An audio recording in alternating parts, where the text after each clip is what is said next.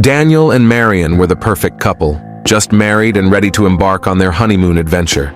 They had chosen a remote tropical island, a place far from the bustling city, to celebrate their love. It was an exotic paradise, or so they thought. The island was lush with dense forests and pristine beaches, a haven for nature lovers.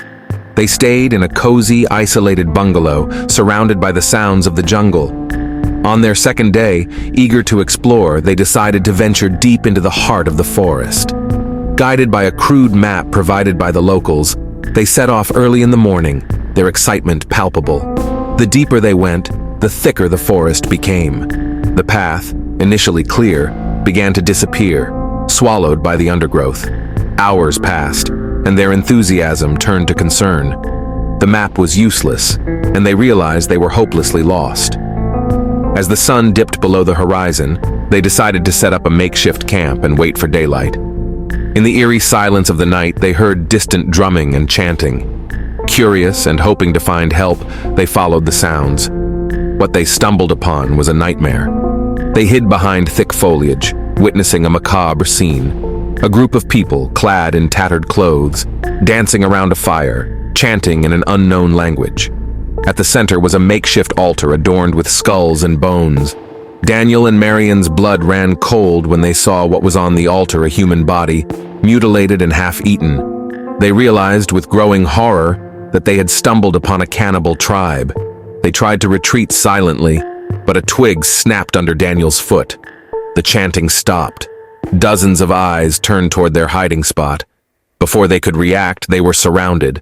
The tribe members, armed with crude weapons, dragged them to the center of the clearing. They were bound and thrown into a makeshift cage made of bamboo. The leader, a tall, scarred man with a menacing presence, inspected them with a predatory smile. For days, they were kept in the cage, given scraps of food barely enough to survive. They watched in terror as the tribe continued their gruesome rituals, each day bringing a new victim. The leader seemed to take a special interest in Marian, often leering at her from a distance. Daniel's protective instincts were on high alert, but he was powerless to do anything. One night, under the cover of darkness, a young tribe member approached their cage. He whispered in broken English, revealing that he was once a captive like them, but had earned his place in the tribe by proving his loyalty. He offered to help them escape, seeing a chance for redemption in their freedom. With the young man's help, they managed to slip out of the cage and into the jungle. The tribe quickly realized their absence and the hunt began. The jungle, once a paradise, became a labyrinth of terror. They ran for hours, the sounds of their pursuers close behind. Exhausted and desperate, they stumbled upon a hidden cave. The young man led them inside, promising it was a safe haven. Inside the cave, they found remnants of previous victims, old clothes, personal items, and bones. The young man revealed the tribe's history. They were once peaceful islanders who had turned to cannibalism during a famine. The practice had become a twisted tradition, and any outsiders who ventured too close were seen as prey. The young man gave them a map, a real one this time, leading to a coastal village where they could find help. As dawn approached, they made their way out of the cave, following the map with renewed determination. The journey was treacherous, but the thought of freedom kept them going. After 2 days of relentless travel, they reached the village. The villagers, shocked by their appearance and the story they told, took them in and contacted the authorities. A rescue team was dispatched to the island, but by the time they arrived, the cannibal tribe had vanished into the jungle, leaving no trace behind. Daniel and Marian were flown back to the city, their honeymoon turned horror story making headlines worldwide. They tried to move on with their lives, but the nightmares of their ordeal haunted them. They found solace in each other, their bond stronger than ever.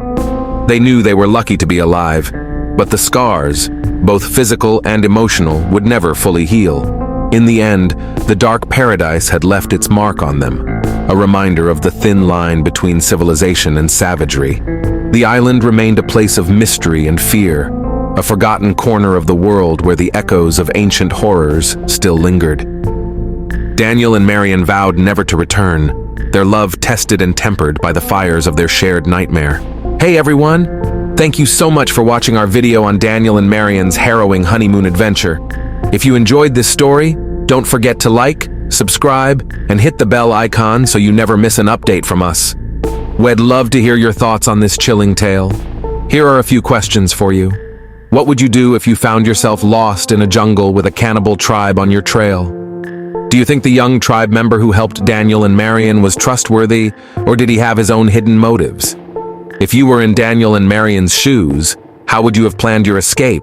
Leave your answers in the comments below, and let's get a conversation started.